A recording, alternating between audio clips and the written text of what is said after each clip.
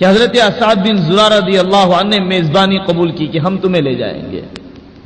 Commercial تعلق نہیں ہوتا استاد سے، پیشہ ورانہ تعلق نہیں ہوتا استاد سے، پھر تو مشینی زندگی ہو گئی، بے روح تعلق ہو گیا. استاد بنو تو ایسے کہ زید بن حارثہ رضی اللہ عنہ سے ان کے چچا بھی لینے آ گئے، باپ بھی لینے کے لیے آ گئے کہ تمہاری ماں روتے روتے یہ اشعار میں دیوانی ہو گئی، زید چلو. حضرت زید رضی اللہ عنہ سے آقا نے فرمایا کہ اگر یہ تیار ہو تو چلا جائے، میں تو جانے کے لیے نہیں کہہ سکتا. حضرت زید نے فرمایا کہ مجھے یہاں پر ماں کی محبت بھی حاصل ہے، چچا اور باپ کی محبت بھی حاصل ہے، میں اس معلم انسانیت کو نہیں چھوڑ سکتا. یہ استاذانہ، یہ شاگرد و استاذ کا تعلق ہوا کرتا ہے، اس کے بغیر مزہ نہیں ہے، اس کے بغیر کچھ صفات منتقل نہیں ہوتی ہے.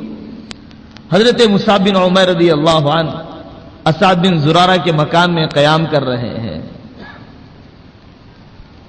کیسی تاثیر ہے دین کی محنتوں کی، اور کیسا طریقہ ہے دین کی محنت کا. لوگ یہ کہتے ہیں کہ صاحب ایک کیمپ کے اندر ساری کی ساری صفات منتقل کر دو، میں آپ کو یہاں پر بٹھاؤں اور بٹھا کر صبر کو منتقل کر دوں، بیان ایسا کر دیا جائے کہ آپ کے اندر نرمی اور حلم پیدا ہو جائے. نہیں ہو سکتا ہے. یہ میدان میں چلنے پھرنے کو چاہتا ہے، اور عملی میدان میں آدمی پھرے بغیر دعوت اور دین کی محنتوں کی صفات کو پیدا نہیں کر سکتا. حضرت مصعب بن عمیر رضی اللہ عنہ نے یہ محنت کا طریقہ اپنایا ہے. آج تو بہت ہم نے جو محنت کا طریقہ اپنایا ہے کہ پوسٹروں پر اکتفا کر لیا جائے، چینلوں کا ذہن بنا دیا جائے اور کتابوں اور لٹریچروں پر اکتفا کر لیا جائے. یہ نہیں کہا جاتا ہے کہ صاحب یہ دین کی محنت نہیں ہے، یہ بہت بڑی محنت ہے.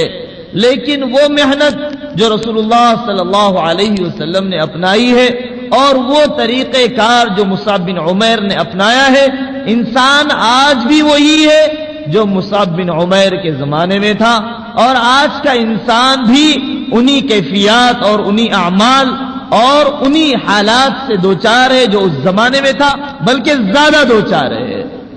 اور اس زمانے کا انسان جس طریقے محنت سے بدلا ہے، آج بھی سب سے زیادہ مؤثر طریقہ یہ ہے کہ اسی طریقہ کار کو اپنایا جائے. لیکن وہ طریقہ کار بڑے نفس کشی کے مرحلے کو چاہتا ہے، بڑی انانیت کے مٹانے کو چاہتا ہے، ایک ایک ایمان والے کے سامنے اللہ کے نام کو عزت دینے کے لیے اپنے آپ کے ذلیل ہونے کو چاہتا ہے.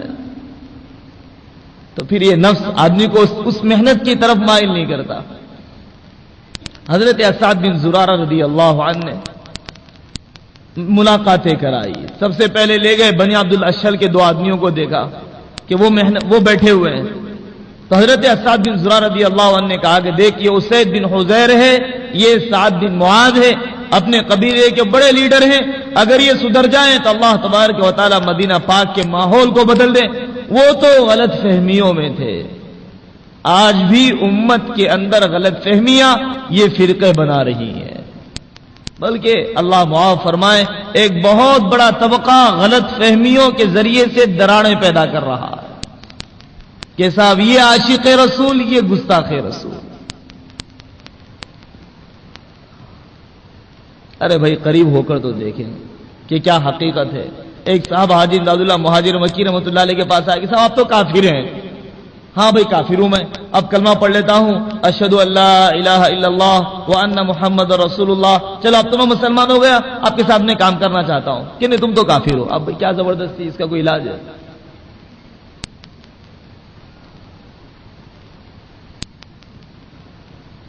یہ تو عیسائیوں کا طریقہ ہے.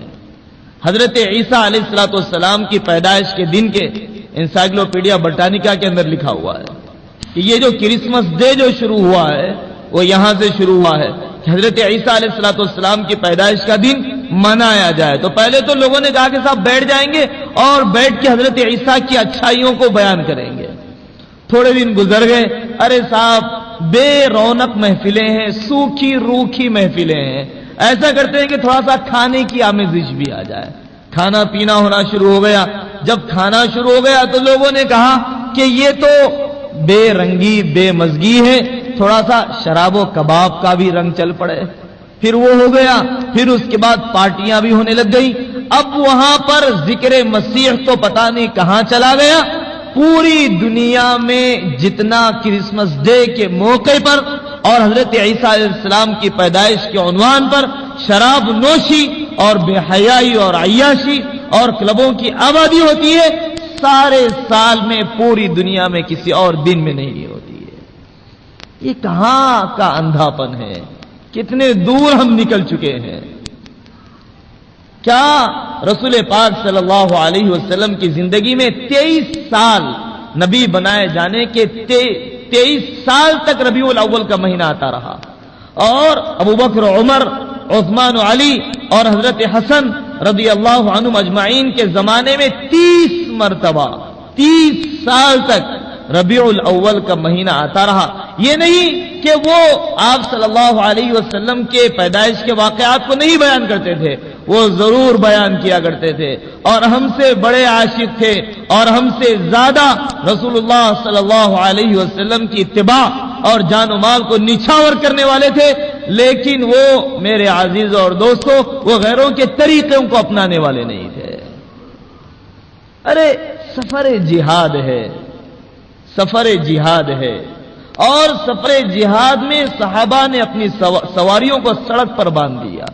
سڑک پر باندھنے کے بعد گزرنے والوں کو تکلیف ہونے لگ گئی، تو آپ صلی اللہ علیہ وسلم نے اعلان فرمایا، من قطع طریقا او ضیق مخرجا فلا جہاد لہ، کہ جو راستے کو بند کر دے یا جو راستے کو تنگ کر دے اس کو جہاد کا کوئی ثواب نہیں ملے گا.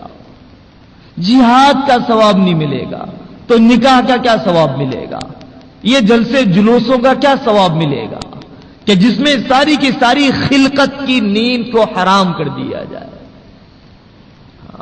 ذکر رسول سے منع نہیں کیا جاتا، منع اس سے کیا جاتا ہے کہ بندے خدا اس طریقے کو بھی تو اپناؤ کہ جو صحابہ و اولیاء نے اپنایا ہے. تو غلط فہمی پھیلائی جاتی ہے. ایک آدمی سے کہا گیا بغیر وضو کے نماز پڑھ رہا تھا، بھائی وضو کر کے نماز پڑھ لو. تو کہنے لگا ارے ان کو نماز سے دشمنی ہے. ارے نماز سے دشمنی نہیں ہے، وضو کر کے پڑھنے کے لیے کہہ رہے ہیں. ذکر رسول سے دشمنی نہیں ہے، اور رسول پاک صلی اللہ علیہ وسلم کے پیدائش کے واقعات اور کمالات و فضائل کے بیان کرنے سے ناگواری نہیں ہے. تم سے وہ طریقہ اور وہ زندگی بھی سال کے 12 مہینے اپنانے کے لیے کہہ رہے ہیں جو رسول اللہ صلی اللہ علیہ وسلم کے تربیت یافتہ صحابہ نے اپنایا ہے. تو وہ محنت کی ہے. حضرت مصعب بن عمیر نے، حضرت سعد بن معاذ نے، پہلے اسید بن حضیر نے اسلام قبول کر لیا، پھر سعد بن معاذ نے اسلام قبول کر لیا. کیسے ہیرے تیار ہو گئے. یہ سعد بن معاذ وہ شخص ہے خندق کے موقع کے اوپر زخمی ہو گئے اور اسی زخم میں شہادت بھی ہو گئی. جب ان کا جنازہ بڑی بیماری کے بعد اٹھایا گیا تو بہت ہلکا محسوس ہو رہا تھا. لوگوں نے کہا کہ سعد بن معاذ یہ اوس کا سردار، منافقوں نے کہا کہ بیماری میں مر گیا نا، اس لیے اس کے جنازے کا کوئی وزن نہیں ہے. تو رسول اللہ صلی اللہ علیہ وسلم نے فرمایا کہ یہ سعد بن معاذ کا جنازہ تمہارے لیے ہلکا اس لیے محسوس ہو رہا ہے کہ 70,000 فرشتوں نے اسے اٹھائے رکھا ہے اور عرش الہی بھی جھوم گیا ہے اس کے جنازے کے اوپر. ابن ماجہ کی روایت